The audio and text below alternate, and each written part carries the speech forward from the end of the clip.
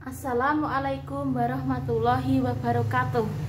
Bersama dengan saya Muflikah Nurwidianingrum, saya akan membahas hari ini tentang sahur. Nah, sebelum kita melaksanakan ibadah puasa, biasanya umat Islam itu melaksanakan sahur. Sahur itu apa toh? Pengertian sahur itu adalah makanan yang dimakan pada waktu sahar. Jadi sebelum kita puasa, kita melaksanakan sahur. Tapi sahur itu sendiri tidak berlaku jika pada saat jam 12 malam. Jadi akan mendekati sholat subuh itu loh yang dinamakan sahur. Tempo antara 50 ayat Al-Quran itu yang dinamakan dengan sahur. Nah, misalnya kalau kita mau puasa ya, kalau jam 12 malam kita sahur itu tidak dinamakan sahur ya. Kalau kita makan. Jadi ya pokoknya mendekati subuh itu loh ya, tempo antara 50 ayat Al-Quran. Nah, itu yang dinamakan dengan sahur ya. Nah, kenapa kok kita dianjurkan untuk sahur? Di sini banyak sekali hikmah yang bisa kita dapatkan dari kita makan sahur ya. Kalau kita puasa, kita juga mungkin kadang kalau sudah terbiasa males ya, maksudnya males nggak sahur gitu loh ya. Tapi kan sebenarnya kenapa toh kok kita dianjurkan untuk sahur itu ya? Sebenarnya banyak sekali hikmah yang kita dapatkan kalau kita itu sahur. Antara lain apa? Di sini diterangkan ya, sahur itu suatu berkah, maka janganlah kamu meninggalkannya. Walaupun hanya dengan meneguk seteguk air, karena sesungguhnya Allah dan malaikatnya bersolawat atas orang yang bersahur. Nah, itu hikmah dari sahur ya. Jadi Allah dan Rasulnya itu bersolawat atas orang yang bersahur. Nah, ada lagi yang menerangkan hadis begini, yang membedakan antara puasa kita dengan puasa ahli kitab ialah makan sahur. Jadi sahur itu banyak sekali hikmah yang bisa kita ambil ya. Bahkan hadis pun seperti itu ya. Jadi yang membedakan antara puasa kita dengan puasa ahli kitab ialah makan sahur. Dan yang pertama tadi, sahur itu suatu berkah, maka janganlah kamu meninggalkannya. Walaupun hanya dengan meneguk seteguk air, karena sesungguhnya Allah dan malaikatnya bersolawat atas orang yang bersahur. Itu adalah hikmah diadakannya sahur bagi kita semua yang. Nah, setelah itu, kalau kita misalnya ragu-ragu ya tentang batas akhir sahur gimana? Apakah kita boleh masih makan atau minum? Ya kalau kita misalnya kadung mungkin ada sebagian yang tidak dengar adzan mungkin ya. Nah, di sini ada penjelasannya ya. Dan makanlah, minumlah sehingga nyata kepadamu benang putih daripada benang hitam, yaitu fajar. Jadi kalau sudah terbit fajar itu sudah waktunya tidak sahur itu ya. Jadi kalau imsak itu kan kebanyakan kan orang-orang berpendapat kalau imsak itu sudah tidak boleh sahur. Nah, imsak itu sebenarnya boleh ya, masih boleh sahur. Yang tidak boleh sahur itu adalah pada saat sudah waktu subuh ya. Kalau waktu imsak itu masih boleh sahur ya. Jadi imsak itu suatu peringatan mau mendekati subuh, tapi kita masih boleh makan dan minum pada waktu imsak itu. Jadi yang tidak boleh makan dan minum itu kalau pada saat sahur itu apa? Pada waktu sholat subuh, bukan pada saat imsak loh ya. Imsak itu masih boleh makan sahur itu ya. Nah, setelah kita membahas tentang sahur, itu kan puasa itu kan mulai menahan dari makan, minum, merokok, bersetubuh, mulai dari subuh ya, fajar sampai terbenam matahari atau sholat maghrib. Nah, itu. Dan setelah maghrib kita boleh melaksanakan yang dilarang tadi ya, seperti makan, minum, merokok, bersetubuh itu boleh. Nah, itu ya. Setelah itu kan kita bisa berbuka ya. Maksudnya kalau kita sudah berbuka, kalau sudah waktunya maghrib itu kan oleh Allah boleh makan, boleh minum dan lain sebagainya. Nah, ada berbuka itu apa toh? Nah, ada berbuka itu salah satunya begini. Allah pun dalam hadis pun ada dijelaskan ya. Senantiasalah manusia dalam kebajikan selama mereka segera berbuka. Nah, jadi orang yang segera berbuka itu oleh Allah itu dianggap sebagai suatu kebajikan ya. Bahkan Allah sendiri pun juga menganggap seperti itu. Dan Allah pun berfirman begini, yang paling kusayangi dari hamba-hambaku ialah yang paling segera berbuka. Jadi paling cepat berbuka itu Allah itu paling sayang kepada hamba-hambanya ya.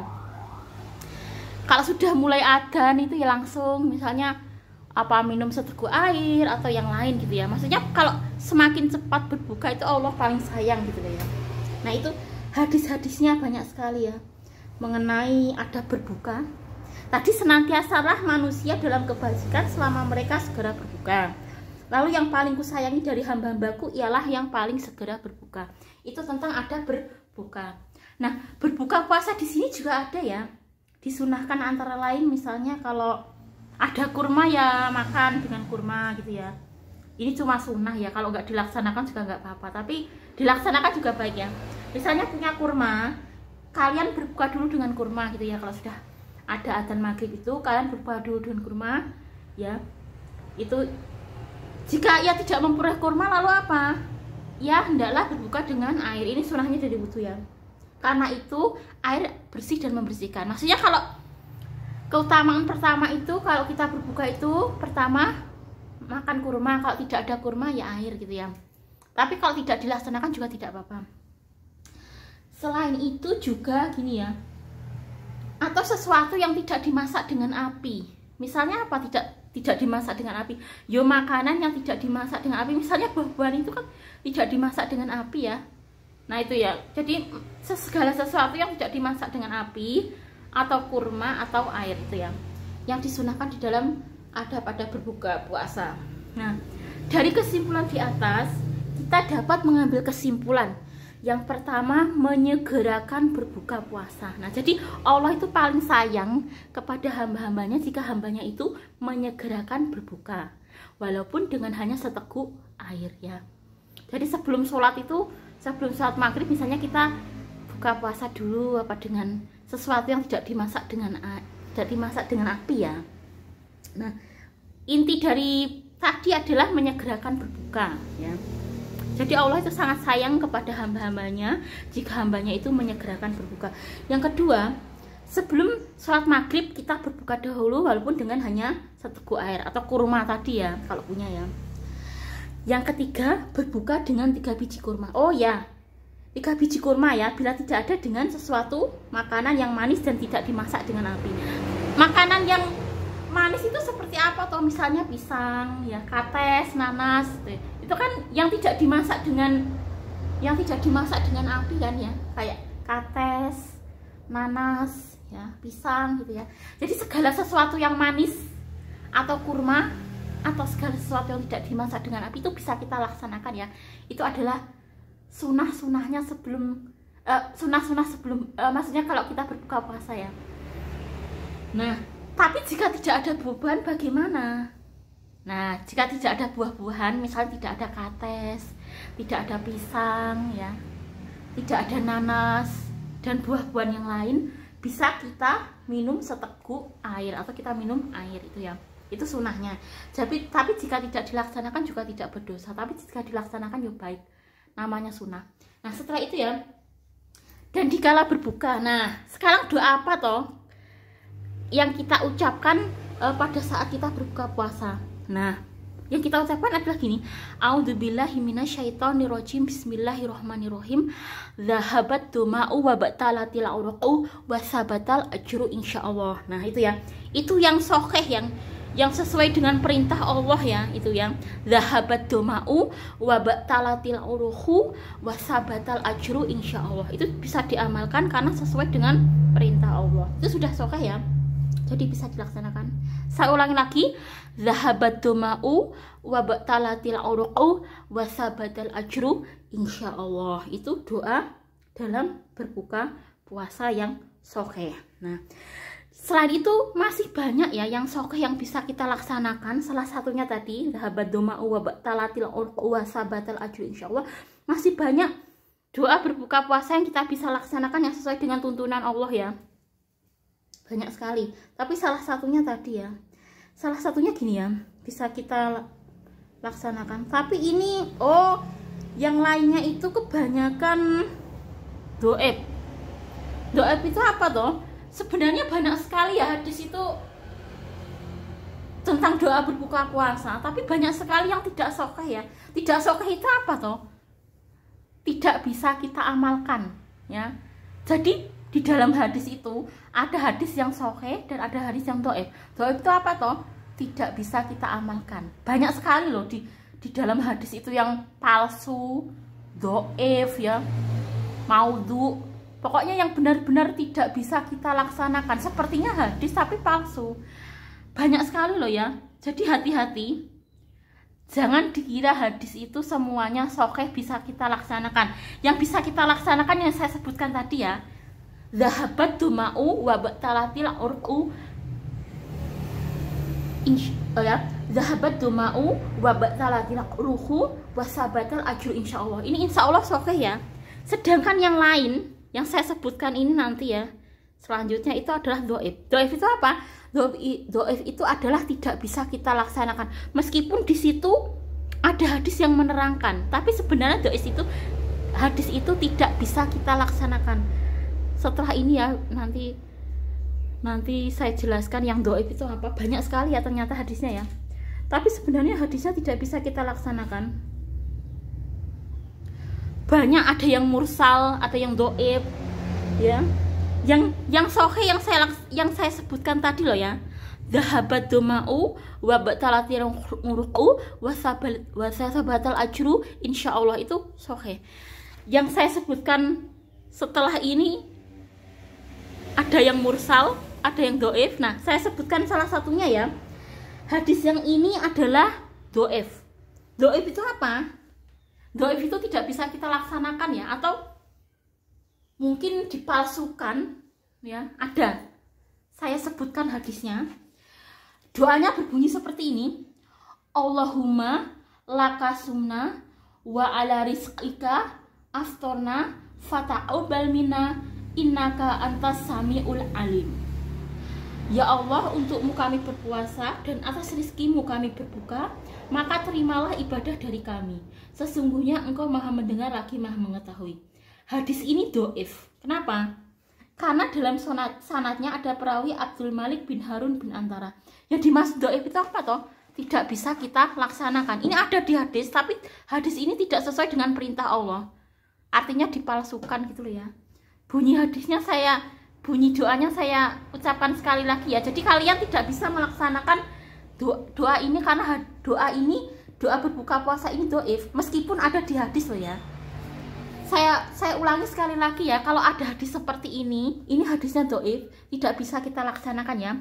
Allahumma lakasumna wa ala rizqika aftorna fataqabbal minna innaka antas samiul alim. Ini adalah dhaif. Dhaif itu tidak bisa kita amalkan. Di dalam hadis ada, tapi hadisnya tidak, doa ini tidak bisa kita laksanakan karena dhaif. Namanya dhaif itu yo gak bisa dilaksanakan. Yang bisa kita laksanakan hadis itu apa toh? Yang hadis hasan sahih. Yang benar adalah doa berbuka puasa yang sesuai dengan tuntunan Allah itu adalah zahabat duma'u wa batalatil urqu wa sabatal ajru insyaallah. Itu yang sesuai dengan Allah ya. Hadisnya sahih kalau yang ini. Kalau yang Allahumma lakasumna wa ala rizkika aftorna fataqabbal minna innaka antas samiul alim itu hadisnya dhaif. Dhaif itu tidak bisa kita laksanakan ya. Masih banyak ternyata setelah ini ya. Ada lagi hadisnya yang dhaif, tidak bisa kita laksanakan. Doanya begini. Lakasumtu wa ala rizkika aftortu fataqabbal minni innaka antas samiul alim. Itu hadisnya juga dhaif. Dhaif itu tidak bisa kita laksanakan loh ya. Mungkin dipalsukan atau tidak sesuai dengan perintah Allah dan Rasulnya. Yang betul cuma dhahabat duma'u wa batalatil urqu wa sabatal ajru insyaallah. Insyaallah ini bisa kita laksanakan. Tapi yang lakasumtu wa ala rizkika aftortu fataqabbal minni innaka antas samiul alim itu hadisnya dhaif. Hadisnya dhaif itu tidak bisa kita laksanakan ya. Ada lagi yang dhaif. Dhaif itu tidak bisa kita laksanakan. Ada lagi ya doa berbuka puasa yang tidak bisa kita laksanakan. Seperti ini. Bismillah Allahumma lakasumtu wa ala rizkika aftortu. dengan nama Allah, ya Allah untukmu aku berpuasa dan dengan rezekimu aku berbuka. Ini hadisnya dhaif. Jadi yang saya sebutkan ini dhaif semua ya, kecuali yang dhahabat duma'u wa batalatil ruku wa sabatil ajru insyaallah. Itu insyaallah hadisnya hasan sahih. Yang bismillah Allahumma lakasumtu wa ala rizkika aftartu hadisnya dhaif. Lakasumtu wa ala rizkika aftartu fataqabbal mini innaka antas samiul alim hadisnya dhaif. Ya, dhaif itu tidak bisa kita laksanakan. Yang Allahumma lakasumna wa ala rizkika aftorna fataqabbal minna innaka antas samiul alim hadisnya dhaif ya. Semua yang saya sebutkan ini dhaif kecuali dhahabat duma'u wa batalatil ruku wa sabatal ajru insyaallah. Ini hadisnya hasan sahih. Hadis hasan sahih itu apa toh? Bisa kita laksanakan sesuai dengan perintah Allah dan Rasulnya. Itu ya kesimpulannya. Masih banyak, ada lagi. Jadi banyak sekali ternyata di dalam hadis pun banyak sekali hadis dhaif ya. Jadi hati-hati ya, jangan sampai kita melaksanakan hadis dhaif, karena hadis dhaif itu tidak bisa dijadikan pegangan. Yang kita jadikan pegangan itu cuma hadis hasan sahih ya. Banyak sekali loh doa berbuka puasa yang dhaif itu. Tadi saya cuma menyebutkan 3, sebenarnya nggak hanya 3, ada beberapa sebagian yang dhaif juga, ada yang mursal juga ya. Yang hadis hasan adalah satu lagi ya, ada 2, ada satu lagi. Jadi hadis yang hasan yang bisa kita laksanakan itu ada 2. Pertama, dhahabat duma'u wa batalatil ruku wa sabatal ajr insyaallah. Itu hadisnya bisa kita laksanakan. Pertama, itu yang benar-benar sesuai dengan perintah Allah dan Rasulnya. Yang kedua, Allahumma ini as'aluka birahmatikal lati wasiat kula syai'in antaghfiroli. Nah, ini hadisnya juga hasan. Hasan itu apa toh?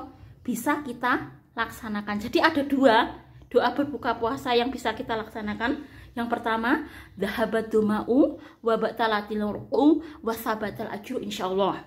Ya. Yang kedua, Allahumma ini as'aluka birahmatikal lati wasiat kula syai'in antaghfiroli.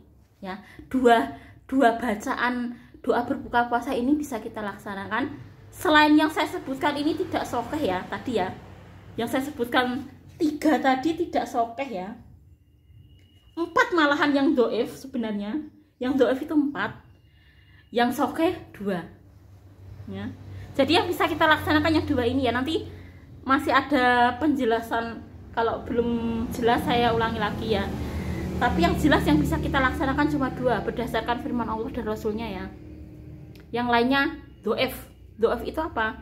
Tidak bisa kita laksanakan. Nah itu ya. Sekian dulu ya bab sahur dan berbuka puasa dan doanya. Ya masih kita lanjutkan lagi. Assalamualaikum warahmatullahi wabarakatuh.